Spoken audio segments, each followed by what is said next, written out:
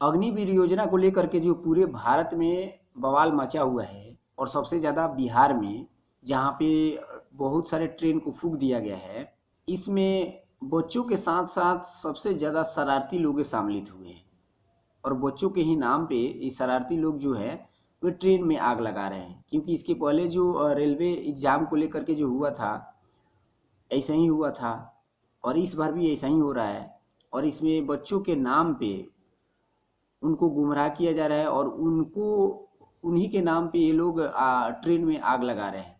लेकिन इससे एक बात और साबित होता है कि आर्मी की जितने भी तैयारी करने वाले लोग हैं वे देश सेवा की भाव से आर्मी में नहीं जाते हैं। इससे ये साबित होता है क्योंकि ये लोग पैसे कमाने की भाव से आर्मी में जाते हैं। अग्निवीर योजना जो थी, शब्द से ही मत पूछिए मत, एक अंदर से इतना फील हो जा रहा है, लग रहा है कि अग्निवीर शब्द से ही अंदर से एक देश के प्रति इतना माने देशभक्ति प्रेम भाव जग जा रहा है। वैसी योजना को ये लोग मतलब विरोध कर रहे हैं, दूसरे के बहकावे में आकर के विरोध कर रहे हैं। पता नहीं ये लोग पढ़े लिखे हो करके ऐसा क्यों कर रहे हैं, समझ में नहीं आता। ये अग्निवीर का मतलब क्या है और अग्निवीर में क्या योजना है, इसमें कौन कौन सी मतलब कितना वेतन मिलने वाला है, कितने साल का है, इन लोग को समझ में नहीं आता है। बस किसी ने बहका दिया, ये लोग भाग गए।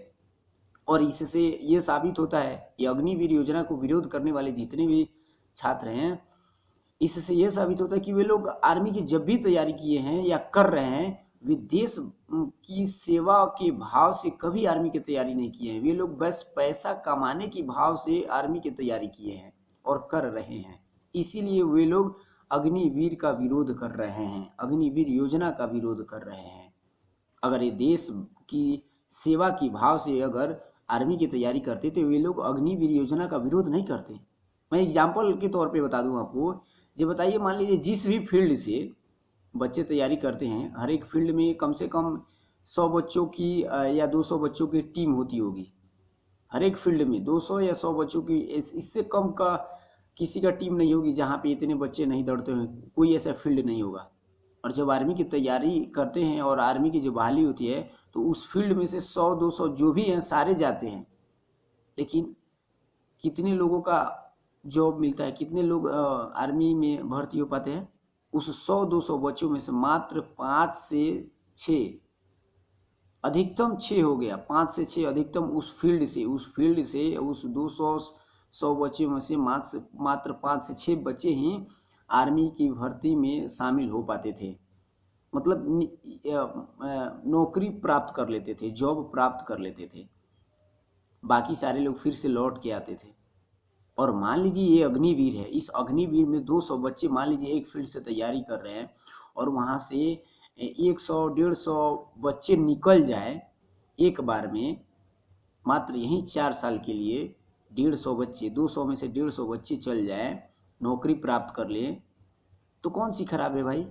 जहाँ 5 बच्चे निकल रहे हैं 200 में से, वहाँ 150 बच्चे निकल जाए, वहाँ 100 बच्चे निकल जाए 200 में से, तो कौन सी खराब है? लेकिन ये लोग तो समझ में आता नहीं है ये अग्निवीर योजना में क्या चीज़ है। बस किसी शिक्षक ने बहका दिया, उस बहकावे में ये लोग बहक गए। कैसी देश भावना, देश की सेवा करने की भावना ये लोग रख करके देश की सेवा के लिए ये लोग आर्मी की तैयारी करते हैं भाई। और कहते हैं लोग कि हम लोग देश की जज्बा हैं, देश की सेवा के लिए आर्मी की तैयारी करते हैं। ऐसी देश की सेवा करने के लिए आर्मी की तैयारी होती है जो अपने ही देश की धन को, अपने ही देश की संपत्ति को जला दे? ऐसा तो मुझे नहीं लगता है कि ये लोग देश सेवा के भाव से आर्मी की तैयारी कर रहे होंगे। जैसे ये लोग मतलब आज जो घटना पूरे भारत में घटित किए हैं, मैं सारे आर्मी की तैयारी करने वालों से कहूँगा कि आप पहले उस योजना में जो भी लिखित शब्द है उसको ध्यान से पढ़ें।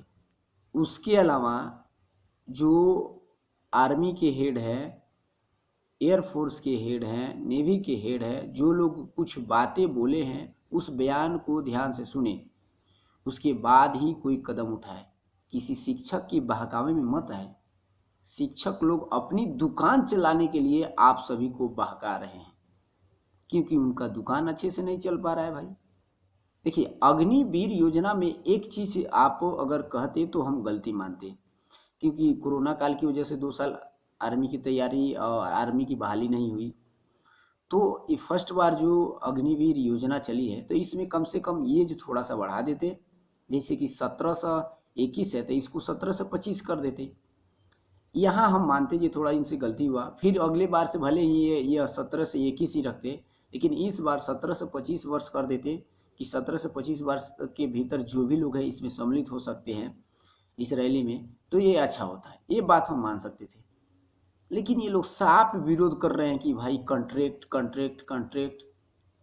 आपको पता है भाई 4 साल में कितना रुपये कमा रहे हो? अगर पैसे के ही मतलब लालच में जा रहे हो, नौकरी करने के लिए आर्मी में जा रहे हो, कह रहे हो कि हम देश सेवा की भावना से जा रहे हैं, लेकिन ऐसा तो लगता नहीं कि आप देश सेवा की भावना से जा रहे हो।